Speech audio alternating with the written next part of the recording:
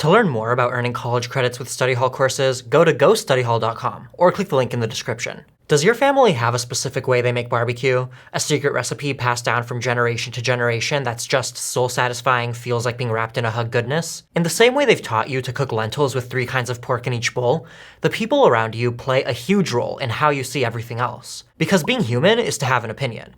Beyond our favorite color or our go-to hype song, Mine is Liability by Lorde, we have opinions about how our society should run and what values we think are most important. But we don't always stop to think about where they come from. Our values and our worldview shape our opinions, and those things impact the ways we interact with our society and political system. Hi, I'm Chris Vasquez, and this is Study Hall, Power and Politics in US Government.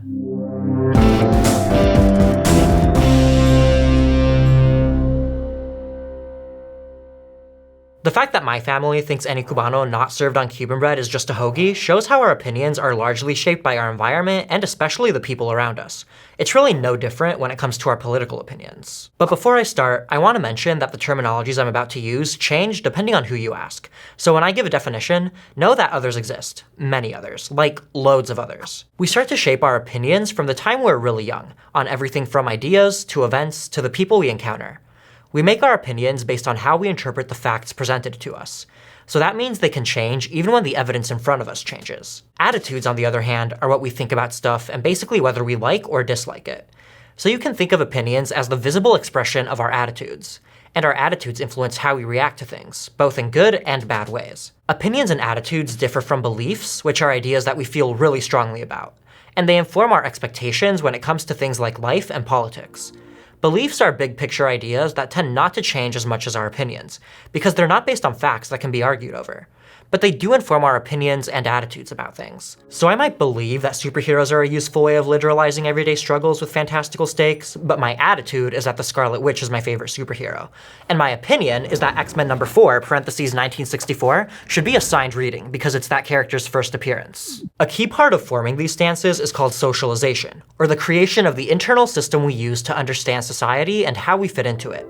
Socialization is based on a whole mix of stuff, from the religious services we attend, to the books we read, to the TV shows our families watch. And as we get older and meet more people, our friends, teachers, and neighbors also start to influence our thoughts and opinions.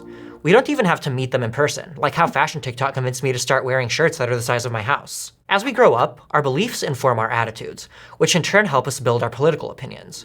Our expectations start to form about things like how our society is working, and that can sometimes contrast with how we think it should work.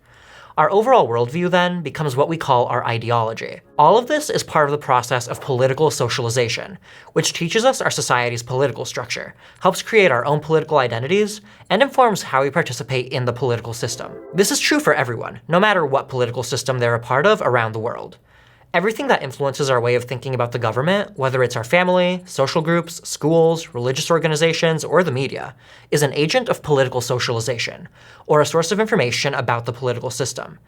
And they influence how we decide things like what causes to donate to, who to vote for, and more. And like we mentioned earlier, our families are often the first agent of political socialization that we encounter.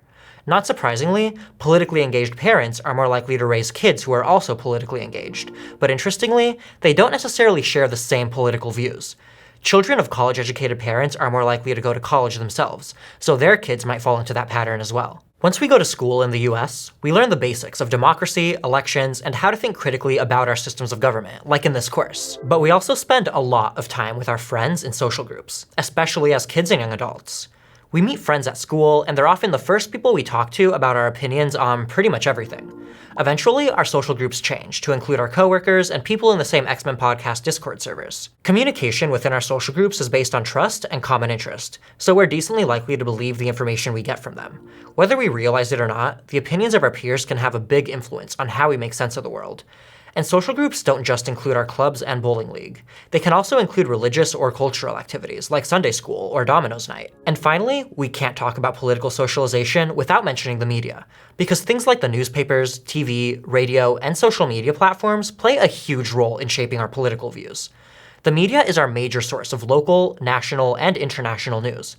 So what information the media shows us and how it's portrayed has a big impact on our perception of the world. But here's the thing. These agents of socialization aren't coming in and saying, hey, I'm here to influence you. So it can be hard to notice the effect they have on us as it's happening. Take this story, for example. Rosa lives in Maine, but there's a protest going on just over the border in New Hampshire over a failed attempt at increasing the minimum wage to $15 an hour. Over dinner, Rosa mentions to their parents that they saw the protest on TikTok. They ask why someone would want or need a higher minimum wage.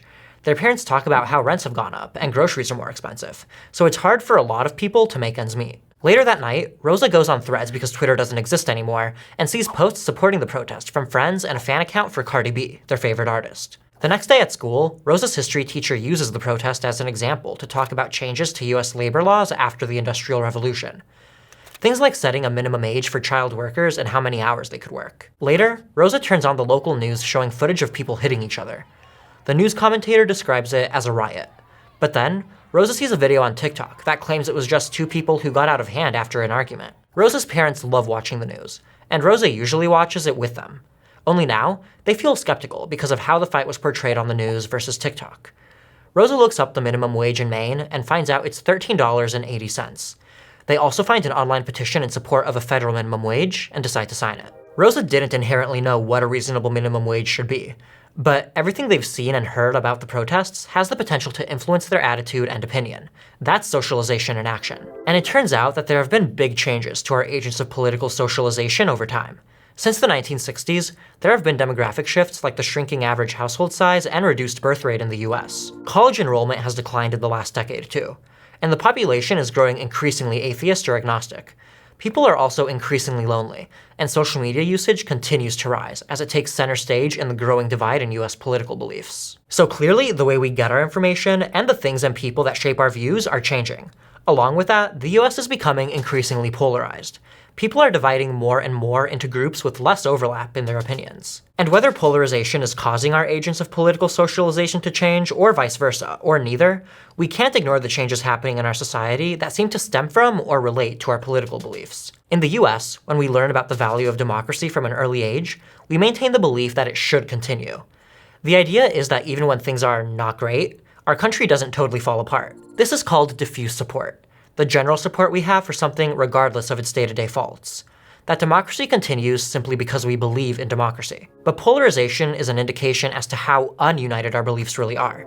Case in point, January 6, 2021, and the election denialism that became mainstream among Republican politicians. Challenging the peaceful transfer of power doesn't create a lot of faith in a democracy. These kinds of stances are more than just an opinion. The growing political divide in the US has some serious policy implications that can end up affecting everyone. And polarization is pretty tricky to fix. We tend to tie our political identities very closely to our personal identities, so they can feel integral to how we see ourselves as people. That makes us want our side to be the right side. This is part of what's called motivated reasoning. It has the effect of making us protective of the group we've affiliated ourselves with, and highly skeptical of information coming from another group, creating biases. But the thing is, we're often super wrong about the other side. Polls show that we consistently misjudge people from the opposite party, like by thinking that over 30% of Democrats are queer while the real number is 6%, or that almost 40% of Republicans make over $250,000 a year when it's actually 2%. But what we're finding is that interventions that get people to reflect on their biases and find common ground actually reduce partisan animosity. One of the things about socialization is that it continues to inform our opinions and beliefs as we get older. How we look at the responsibilities of our government or think about power at 35 might not be the same as when we were 18. As time passes, new generations we haven't seen in office so much, millennials and Gen Z, will start to take on more and more leadership roles and decide the future of this country. So it's important to figure out the things that impact these groups' opinions and beliefs, and how that group differs from previous generations. Having opinions is important, but it's also important to think about where they come from. Knowing what influences us gives us a better understanding of our own beliefs and attitudes, which means that we might be able to catch any biases or blind spots we have. So whether we're talking about healthcare or pork and lentils, it can be good to take a step back and reflect on why you're so sure your family has the best lentil recipe in town. Because even if that's true, it doesn't mean you can't acknowledge the restaurant down the street is pretty good too. If you're enjoying study hall, power, and politics in US government and are interested in taking an online course and earning college credit, go to gostudyhall.com or click on the button to learn more. Thanks for watching. See you next time.